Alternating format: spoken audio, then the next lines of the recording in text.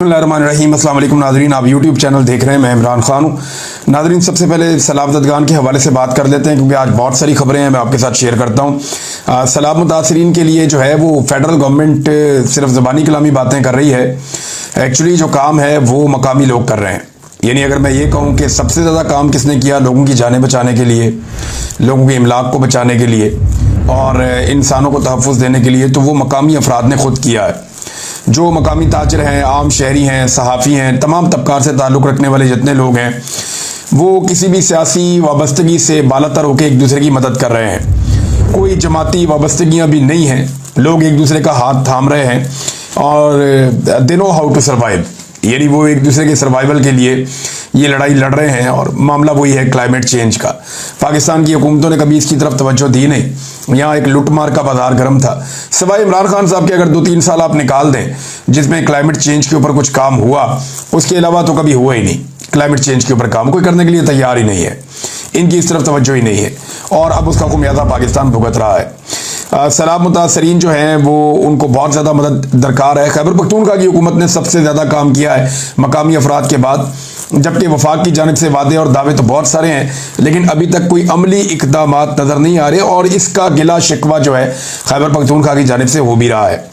नाज़रीन, नवंबर जैसे जैसे करीब आ रहा है, दिल की धड़कनें तेज़ हो रही हैं। उनकी जिनकी नौकरी फंसी हुई है और उनकी जिनकी जान फंसी हुई है, हर तरफ से जो है वो धड़कनें तेज़ हो रही हैं। और यानी जिस शख्स के पास 1 दहाई के मंसूबे हों, ये कोई एक दफ़ा नहीं है, 10 दफ़ा लोगों ने कहा है कि general Asim Munir field marshal के पास 1 दहाई तक के मंसूबे हैं कि जनाब मईशत में ये करना है और दहशतगर्दी में ये करना है और मुल्क को ऐसे करना है और फलां फलां फार्मूले लेकर आने हैं।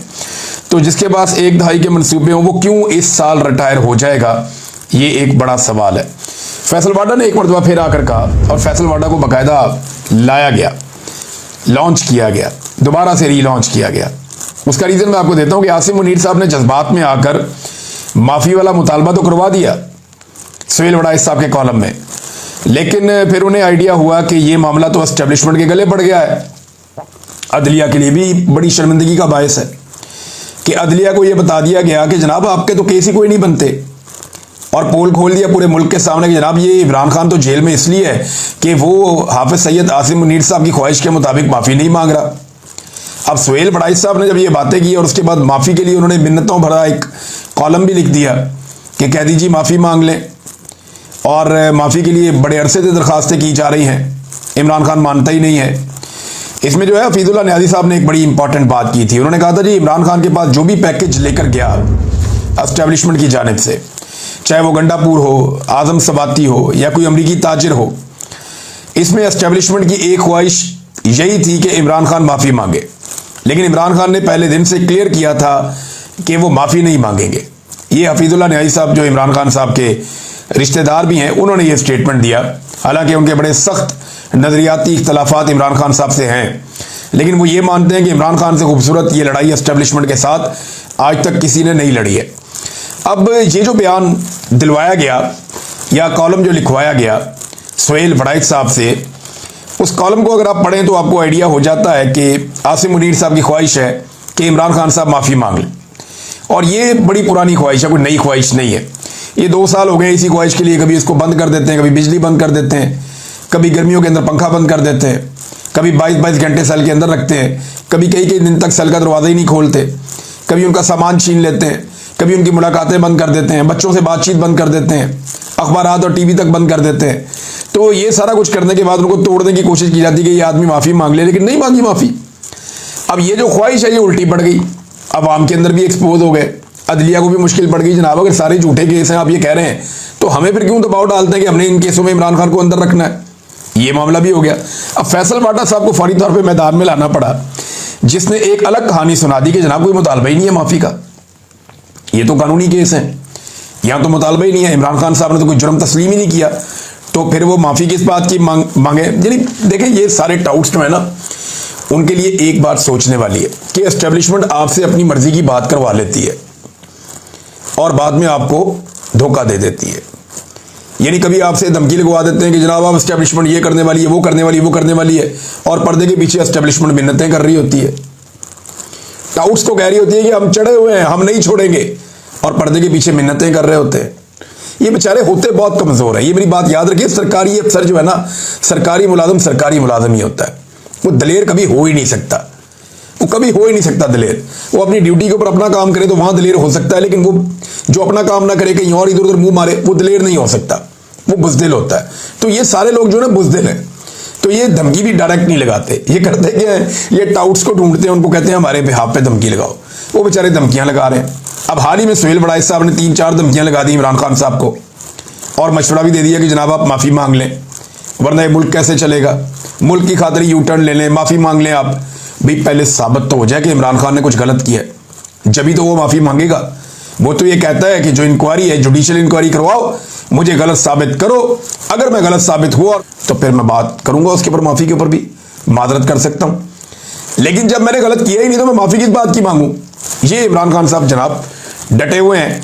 अब टाउट्स को ये सोचना पड़ेगा कि एक मिसाल है, मिसाल तो अच्छी नहीं है, लेकिन जब बंदर के पाँव जलते हैं ना बांदरी के, तो वो अपने बच्चे पैरों के नीचे ले लेती है, ये एक मिसाल है।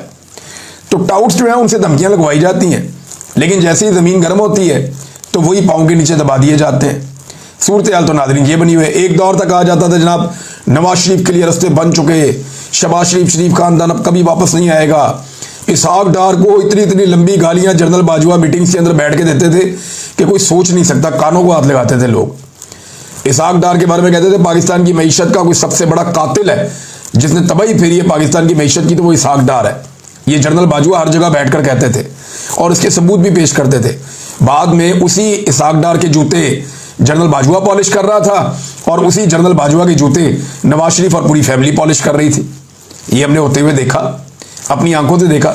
तो टाउट्स के लिए बहुत कुछ सीखने के लिए सुहेल बड़ाइश साहब को भी इस बात पे गौर करना चाहिए कि उनसे कॉलम लिखवा दिया और फैसल वाडा से उसकी तरदीद करवा दी, हद है वैसे। अब एक और काम नाज़रीन किया जा रहा है और वो ये है कि इमरान खान साहब की मुलाकात थी जेल के अंदर, यानी आज के दिन में मुलाकात थी, और एक केस भी लगा हुआ था तोशाखाना 2 वाला। अब ये जो तोशाखाना 2 केस है, इसकी समाअत अडियाला जेल में होनी थी आज के दिन, लेकिन एक मरतबा फिर पता चला कि समाअत मुलतवी हो गई है। अब इस महीने में ये तीसरी मरतबा इमरान खान साहब की तोशाखाना वाले केस में समाअत मुलतवी कर दी गई है। 6 अगस्त से लेकर अब तक लगातार यही हो रहा है। हर हफ्ते ना सिर्फ इमरान खान साहब की समाअत मुलतवी कर दी जाती है, बल्कि उनकी मुलाकात भी खानदान वालों से नहीं करवाई जाती। अब अगर कल खानदान वालों की मुलाकात होती है तो इमरान खान साहब बात करेंगे, और इमरान खान साहब क्या बात करेंगे इसका सबको आइडिया है। मेरे ख्याल में नवंबर जैसे जैसे करीब आ रहा है तो दिल की धड़कनें तेज हो रही हैं। वही बात मैं दोबारा दोहराऊंगा जो मैंने शुरू में की थी कि अगर 19 अगस्त यानी आज के दिन में इमरान खान साहब की समाअत नहीं होती, मुलाकात हो जाती है, इम्कान तो यह है कि शायद मुलाकात में भी रुकावट पैदा की जाए और इमरान खान साहब की मुलाकात भी ना करवाई जाए, क्योंकि कुछ इतलात ऐसी हैं कि इमरान खान एहतजाजी तहरीक को नई बुलंदियों तक ले जाने का ऐलान कर सकते हैं। और नवंबर करीब आ रहा है और मुल्क भर में तहरीक शुरू हो सकती है कि फील्ड मार्शल अपने घर चले जाएं, बहुत हो गया, उन्होंने मुल्क और कौम को बहुत नुकसान पहुंचा लिया। अब कोई डिजर्विंग और प्रोफेशनल बंदा आए जो फौज को सियासत से दूर लेकर जाए। फील्ड मार्शल खुलकर सियासत कर रहे हैं, ये मईशत में दखलंदाजी दे रहे हैं, सियासत में दखलंदाजी कर रहे हैं, दाखिली और खारजी मामलात में दखलंदाजी कर रहे हैं। लिहाजा ये क्योंकि अपने आइन और अपने हलफ के मुताबिक नहीं चल रहे और इदारे की हजीमत और एक बदनामी का बायस बन रहे हैं, जो इमरान खान साहब बार बार कहते भी हैं, लिहाजा अब ये ओहदे से हट जाए और कोई दूसरा बंदा आए ताकि इदारा जो है वो बेहतरी से चल सके। अब मुल्क भर में अवाम एहतजाज कर रहे हों कि आसिम मुनीर घर जाए और इदारे को मजीद तबाह ना करें, तो इदारे को मजीद तबाही से बचाया जाए, अवामी नफरत से बचाया जाए। दुनिया भर में यही मुतालबा अगर गूंज रहा हो तो दबाव का लेवल क्या होगा, दबाव बहुत बढ़ सकता है। लिहाजा मेरे ख्याल में इस दबाव से बचने के लिए इमरान खान साहब की मुलाकातें बंद कर दी गई हैं और अब उनके केसेस भी नहीं चलने दिए जा रहे, और साथ ही साथ माफ़ी तलाफी की कोशिश भी की जा रही है। माफ़ी का सादा मतलब यह है कि आप हमें चलने दें, हमें चलने दें। यानी अगर इमरान खान साहब इस बात पे मान जाते हैं कि ठीक है आसिम मुनीर साहब अपना काम करते रहें, तो इमरान खान साहब जो हैं वो फिर उनके लिए आसानियां पैदा हो जाएंगी। लेकिन इमरान खान साहब ये खुद कह चुके हैं कि अगर मुझे कुछ हुआ तो उसके लिए रिस्पॉन्सिबल आसिम मुनीर साहब होंगे। वो ये भी कह चुके हैं कि आसिम ला चल रहा है पाकिस्तान में। वो ये भी कह चुके हैं कि आसिम मुनीर साहब के इक़्तिदार को तूल देने के लिए जो जो कुछ हो सकता है वो मुल्क के अंदर किया जा रहा है।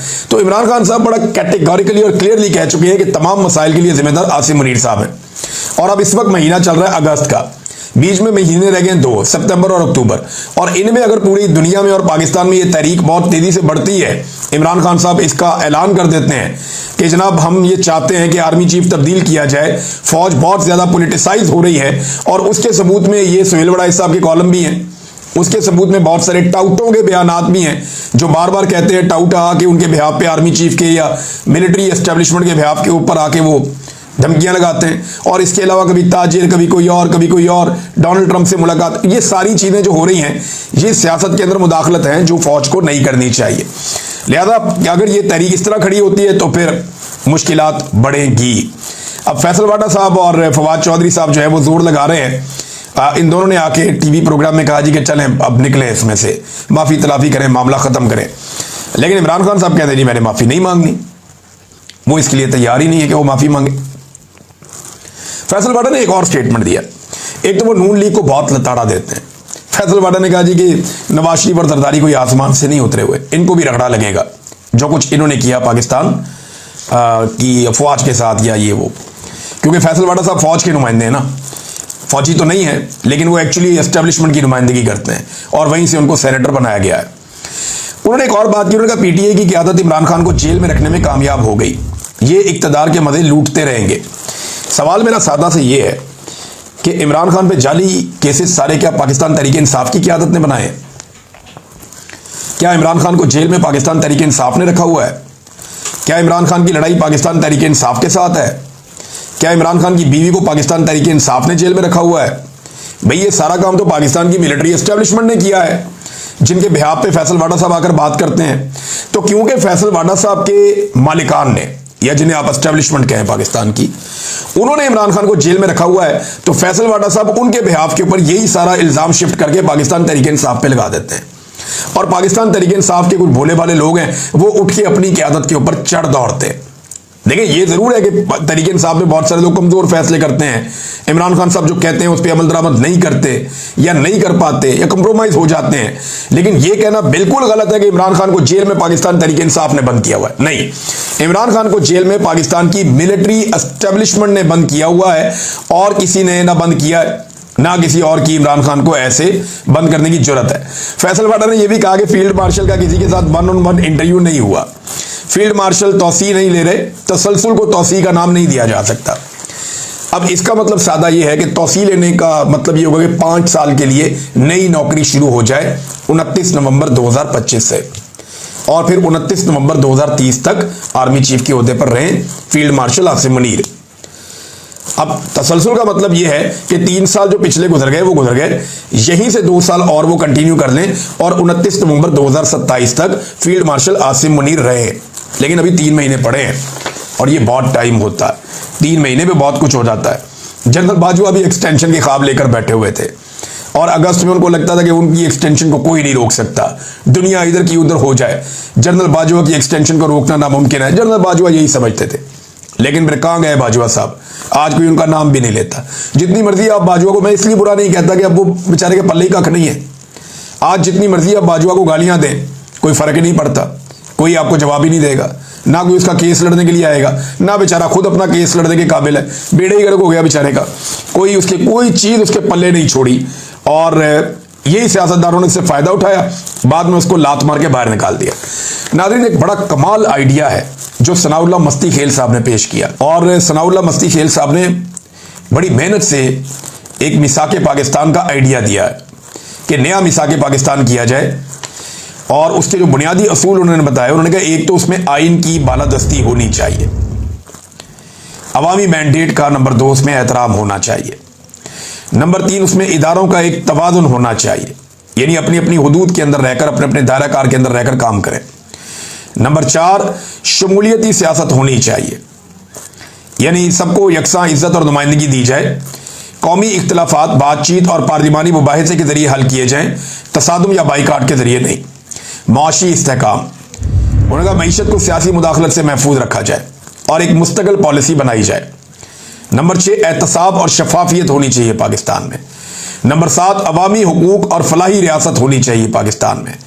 नंबर 8 मीडिया की आज़ादी और इजहार राय की आज़ादी होनी चाहिए पाकिस्तान में। नंबर 9 NFC अवार्ड और वसाइल की मुनसिफाना तकसीम होनी चाहिए पाकिस्तान में। नंबर 10 सूबाई तश्कीलें 9, यानी अगर आपको वसाइल और इंतज़ामी मामलात के मुताबिक सूबों की अगर आपको दोबारा तश्कीलें 9 भी करनी पड़ती है तो आप करें। एक नया मिसाक पाकिस्तान किया जाए, ये बड़ा अच्छा आइडिया है जो लेकर आए हैं सनाउल्लाह मस्ती खेल साहब। मैंने इसको पढ़ा है तफसील के साथ। अगर तो पाकिस्तान में सियासतदान संजीदा होना तो वो एस्टेब्लिशमेंट को साइड पे करें और देखें भाई जाओ बैरकों में अपना काम करो, जो आपके करने का काम है आप अपना काम करें, हमारे काम में आप मुदाखलत ना करें। और सारे सियासतदान मिलकर इस मिसाक के ऊपर या इससे मिलती जुलती किसी दस्तावेज के ऊपर इत्तफाक राय पैदा कर लें और फिर अवामी मैंडेट के मुताबिक एक नई हुकूमत बनाएं और पाकिस्तान एक नया आगाज करे। लेकिन जिनकी कमेटी लगी हुई है, जिनकी मौजें लगी हुई है, जो अय्याशियां पट रहे हैं और उन्हें पूछने वाला कोई नहीं है, जो टिकटॉक बनाने के लिए जापान जा पहुंचे हैं, वो ये चाहेंगे कि ये हो। यानी मैं मरियम नवाज की वीडियो देख के हैरान हो गया। वो वहां पे कभी समंदर की सैरें, कभी इधर की कभी उधर की, बल्कि वहां पे उन्होंने एक तकरीब के अंदर खिताब किया। पहले तो बताया ही नहीं अवाम को कि जाना कहां पे है, हॉल ही नहीं बता रहे थे। फिर बड़ी मुश्किल से जनाब हॉल के अंदर जो लोग इकट्ठे किए मरियम नवाज ने, वो मैं देख रहा था। यानी मैक्सिमम चंद दर्जन लोग होंगे जो वहां पे उनकी तकरीर सुनने के लिए आए। जितने बंदे स्टेज पे उन्होंने साथ बिठाए हुए थे जाके पाकिस्तान से। अच्छा, ये जो बंदे गए हैं ना, मैंने ये भी पता करवाया, इनमें काफ़ी बंदे जो हैं वो बजरिया थाईलैंड वो पहुंचे हैं और वो पाकिस्तान के हैं, जिनको रिसीव करने के लिए एयरपोर्ट पे PMLN के या मरियम नवाज के लोग बाकायदा गए थे। तो कुछ तो उन्होंने ऑडियंस पाकिस्तान से मंगवाई, कुछ जो बेचारे वहां पे एम्बेसी का अमला उनके रिश्तेदार हैं उनको बुलाया, और कुछ PMLN के ओहदेदार हैं थोड़े से, उनको बुलाया। तो ये चंद दर्जन लोगों के साथ मरियम नवाज ने खिताब किया और खिताब करते हुए कहा मुझे तो ऐसे लग रहा है जैसे लाहौर में जलसा हो रहा है। तो एग्जैक्टली बिल्कुल ठीक बात की है। अब लाहौर में जलसा हो या जापान के एक बंद हॉल के अंदर हो, PMLN की हालत यही रह गई। जितने बंदे वो लाहौर में इकट्ठे कर सकते हैं उतने वो कहीं भी इकट्ठे कर सकते हैं, क्योंकि लाहौर में भी इनकी मंजी ठुक गई है, बेड़ा गर्क हो गया मियां नवाज शरीफ की सियासत का, और करने वाली उनकी बेटी और भाई है। और यही हालत इनकी पूरी दुनिया के अंदर है। मरियम नवाज के मुंह के ऊपर लोगों ने चोर चोर के नारे लगाए। मरियम नवाज के मुंह के ऊपर लोगों ने वहां पे इनके वालिद के खिलाफ और इनकी हुकूमत के खिलाफ नारे लगाए। ओवरसीज पाकिस्तानी जो है वो बड़े जोश के साथ निकले हुए थे, उन्होंने काफ़ी एहतजाज किया है वहाँ पे मरियम नवाज के खिलाफ, और ये कहते रहे कि जाली हुकूमत है, इनको कोई हक नहीं पहुँचता, और काफ़ी नारेबाजी वहाँ पे हुई है।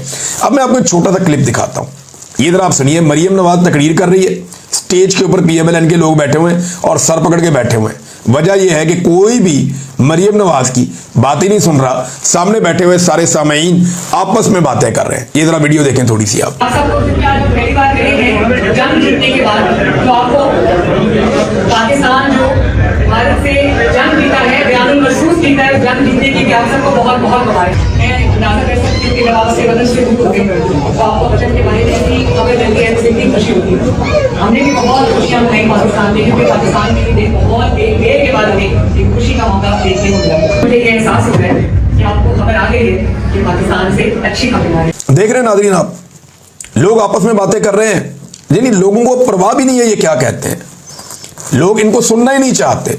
इमरान खान 1 लाख बंदे से भी बात करता था ना तो पिन ड्रॉप साइलेंस हो जाता था, लोग उसकी बात सुनते थे। यहाँ पे चंद दर्जन लोग हैं वो चुप नहीं हो रहे, उन्हें पता है यार छड्डो पड़ा दफा करो ना, इनका मैंडेट है ना कुछ और है। वो बेचारे किसी की सिफारिश पे आगे, कोई कहां से आगे बैठा हुआ है, किसी का कोई काम फंसा हुआ है, किसी को कहीं से टिकट दे के लाए हुए हैं, कोई बेचारा अपनी नौकरी के चक्कर में बैठा हुआ है वहां पे। तो ये सारे लोग वहां पे अपनी अपनी बातें कर रहे हैं, मरियम नवाज को सुन कोई नहीं रहा। और वहां पे दावे क्या हो रहे हैं, नंबर 1 कि महंगाई 40 से 3% पर आ गई। तो आज जरा मैं आपको क्लियर कर दूं कि 40 रुपए वाली कोई भी चीज 3 रुपए की नहीं हुई। ये धोखा नहीं खाना आपने कि 40% से 3% पर आ गई। इसका मतलब ये नहीं है कि ये चीज पहले 40 रुपए की मिलती थी अब 3 रुपए की मिलती है, ये नहीं है। वजह यह है कि पहले ये चीज 40% की रफ्तार से बढ़ रही थी इसकी कीमत, और अब इतनी बढ़ गई है कि आम आदमी की पहुंच से बाहर हो गई है। अब इसको 40% की रफ्तार से नहीं बढ़ा सकते, अब 3% की रफ्तार से बढ़ा रहे हैं। महंगाई बढ़ने की शरह कम हुई है, महंगाई कम नहीं हुई। कोई एक चीज बता देना, आटे की थैली गुज़िश्ता 20 दिनों के अंदर कोई 150 रुपए बढ़ गई है, ये 20 किलो वाली। ये अभी की बात मैं आपको बता रहा हूं, वो पुरानी बात नहीं कर रहा। चीनी 200 रुपए किलो के करीब पहुंच गई है, तो महंगाई कम कैसे हो गई? पेट्रोल कहां से कहां पहुंच गया, महंगाई कम कैसे हो गई? बिजली 4 गुना कीमत बढ़ गई, गैस की 8 गुना कीमत बढ़ गई, तो महंगाई कम कैसे हो गई? भाई हुआ यह है, इन्होंने महंगाई को इतनी तेजी से बढ़ाया है, इतनी तेजी, जैसे जूते पॉलिश करते ना तेज, वैसे ही इन्होंने महंगाई को इतनी तेजी से बढ़ाया है कि एक लेवल पे पहुंचने के बाद अब उससे ऊपर जा ही नहीं सकती। भाई सबसे ज्यादा महंगा आपने मुल्क कर दिया अपने रीजन के अंदर, अब इससे महंगा आप क्या करेंगे? तो वहां पीक पे पहुंचा के अब हल्का हल्का बढ़ा रहे हैं। यानी वो जो शरह थी बढ़ने की, एक तो वो भी इन्होंने मैनिपुलेट किया हुआ है, डाटा गलत देते हैं ये। तो महंगाई बढ़ना कम नहीं हुई, महंगाई बढ़ने की रफ्तार कम हुई है, वो बढ़ लगातार रही है, महंगाई कम नहीं हुई। ये जो कहते हैं ना 40% से 3%, तो सुनने वालों को लगता है शायद 40 रुपए वाली चीज जो है वो 3 रुपए की हो गई। ऐसा नहीं है।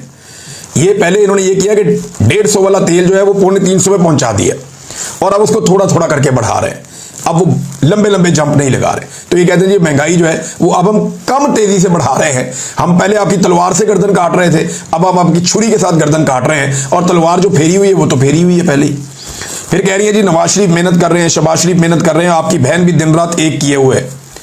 भाई इतनी मेहनत करके भी अगर आपके जूते पूरी तरह नहीं चमका सके तो और आपने क्या करना है? ये जितनी मेहनत की है इस खानदान ने सिर्फ बूट पॉलिश पे की है। हत्ता कि इन्होंने इतने जूते पॉलिश किए, इतने जूते पॉलिश किए कि यौम आज़ादी वाले दिन भी इन्होंने कायदे आज़म मोहम्मद अली जिन्ना का शुक्रिया अदा नहीं किया, इन्होंने फील्ड मार्शल आसिम मुनीर का शुक्रिया अदा किया। इतने इन्होंने जूते पॉलिश किए। तो मेहनत तो वाकई ये लोग बहुत कर रहे हैं और करते चले जा रहे हैं, और हालात इनके इतने पतले हैं कि अब ये अवाम को फेस नहीं कर सकते। इनका बेड़ा ही गर्क हो गया। अगर नवंबर में आसिम मुनीर साहब कंटिन्यू नहीं करते, ये किधर जाएंगे? फिर सवाल तो ये पैदा होता है। तो इनका सारा कुछ जुए पे लगा हुआ है। एक छोटा सा वाकया और ये तबाह बर्बाद हो जाएंगे। और एक छोटी सी चीज, इमरान खान जिस दिन बाहर आ गया इनके पल्ले कख नहीं बचेगा। अब तक के लिए इतनी, अपना ख्याल रखिएगा, अपने चैनल का भी। अल्लाह हाफिज।